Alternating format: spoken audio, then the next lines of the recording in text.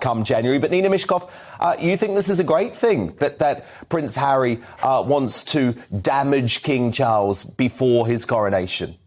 I don't think it's necessarily a situation of Harry wanting to damage Prince Charles before his coronation. Harry has every right to tell his story. He has been absolutely castigated in the media for the last 2 or 3 years. He has every right to say what he thinks. And I don't know what the royal family are worried about. I mean, are they more worried about fact or fiction? Fact from Harry or fiction from the Crown? I mean, in the Crown, there's this episode where Charles is supposed to be asking for his mother to abdicate, which we absolutely know, according to John Major, is not a fact. Now, are they more worried about that or what potentially Harry is going to say?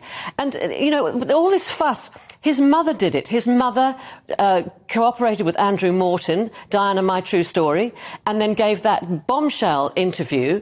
And his father gave the interview to Jonathan Dimbleby and confessed on television to adultery, for heaven's sake.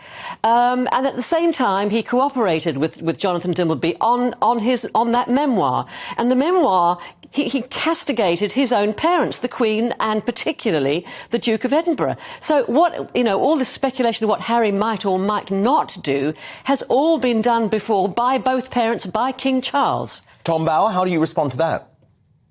Well, I think the only reason that Harry has been castigated, as you say, over the last 2 years is because of his conduct.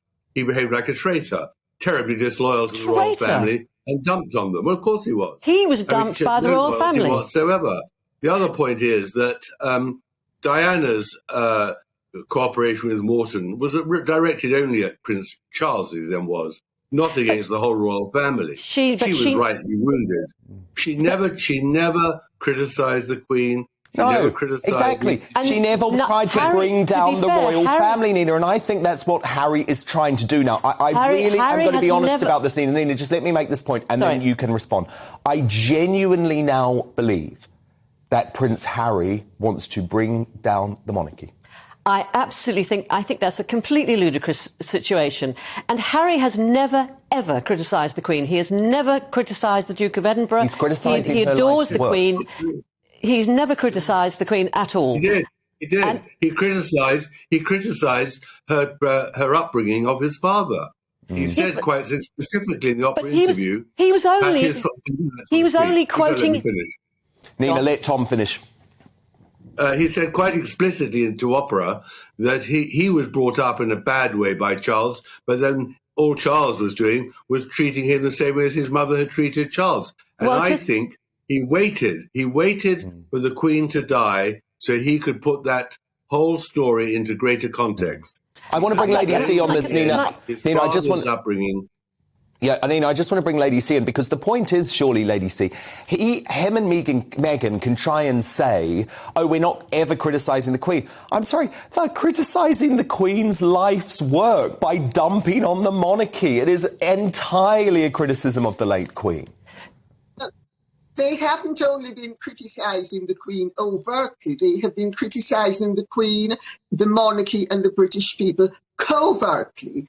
And, with due respect to Mr. Bower, with whom I agree, and Miss Myskow, with whom I sort of agree, I'm the only person who's written books on both sets of people, and Diana cooperated with me as well. So I think that Diana's disloyalty was a lot more measured and a lot more covert and a lot more focused just on Charles. But Diana was perfectly happy to trash the institution of the monarchy as if she felt she could damage the Prince of Wales as he then was. And Harry, to a certain extent, has replicated a lot of her conduct. And I'm sorry, I think the whole thing is absolutely appalling. Disloyalty has no place in family life, either privately or publicly. No, I agree with that. Tom Bower, you believe that actually all of this speculation that the book might have been toned down somewhat could end up to prove to be untrue, because your point is that he's been paid £20 million for this book, and sure, he's donating 1.5 million or whatever it is to charity, but fundamentally, this is a huge money-making mission for him, and for Penguin Random House to make their money from that book, they're going to need his poisoned pen. Well, absolutely. And in any case, he's not going to row back. And more importantly, will Meghan row back? Because I'm sure she's gone through the script much more carefully than Harry, if he's even bothered to read his own book. But Meghan certainly has. But they can't row back from all the 17 inaccuracies and lies they told to Oprah. So they can only add to them. And that must mean more and more poison. And in the end, this is their revenge. This is what they've been waiting for. They've got Netflix, they've got the book, they'll have interviews all over the world. They will be the #1 trending couple in the world for several days. And they're going to capitalize on it. And of course, they're going to put poison. The publishers wouldn't allow anything else. I'd like to point out to Tom, just to go back to a point he made, that how Harry was supposed to be trashing the royal family and criticising the Queen by the way she brought up Charles. He was merely quoting his father, and the reason he was quoting his father was saying he was trying to break the cycle. The Queen, Charles, him, and the way they treated their children. But it's still a criticism of the Queen. I'd like to point out to Tom two things. One, for some man who was so keen on facts and desperate to trash Harry, it's Oprah, not opera. And I think you should actually have caught on to that by this art. She's been on television for decades. And the other things I'd like to point out is that you also have a book out about Harry and Meghan called Revenge. Yes, it's brilliant.